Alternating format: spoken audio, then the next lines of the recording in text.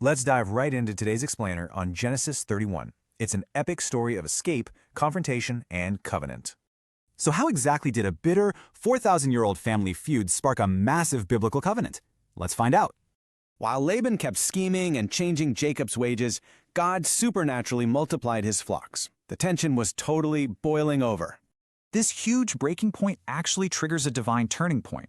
God explicitly commands Jacob to head back to Canaan. Fearing Laban's jealous sons, Jacob secretly meets his wives out in the field to share God's call to flee. Rachel and Leah agree instantly. They completely realize their father treated them like total strangers and devoured their inheritance.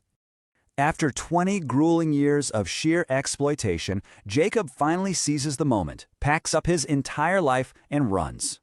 Look at this. Rachel secretly steals her father's household idols. Back then, this boldly claimed the family inheritance rights. It takes 3 whole days for Laban to even notice. He furiously pursues them, catching up by day 7. But right before Laban attacks, God actively intervenes in a dream, strictly warning him not to harm Jacob. Cornering Jacob, an enraged Laban fires off some wild accusations, kidnapping, fleeing without a party, and stealing his gods. Jacob admits he fled out of pure fear. He's literally completely unaware Rachel actually stole those precious family idols. During Laban's frantic search, Rachel cleverly sits on the hidden idols, claiming it's her time of the month. Finding absolutely nothing, Jacob explodes. He passionately recounts 20 harsh years of freezing nights, droughts, and constant wage theft.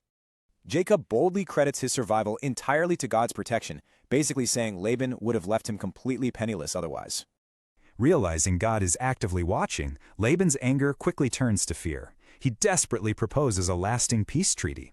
So, they enact this ancient covenant, physically stacking a massive stone pillar and sharing a sacred boundary meal. Naming the monument the Heap of Witness in their native Hebrew and Aramaic languages, they firmly seal the deal. They also call it Mizpah, basically a watchtower, acknowledging God as the ultimate unseen judge over this boundary. That famous Mizpah blessing isn't just a sweet goodbye. It's actually a strict divine enforcement of lasting mutual accountability.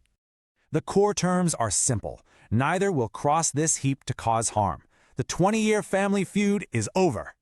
Genesis 31 brilliantly weaves together major themes of obedience, godly integrity, and God's absolute unshakable protection through hardship. So I'll leave you with this. When God guides you through difficult transitions, how will you trust His protection?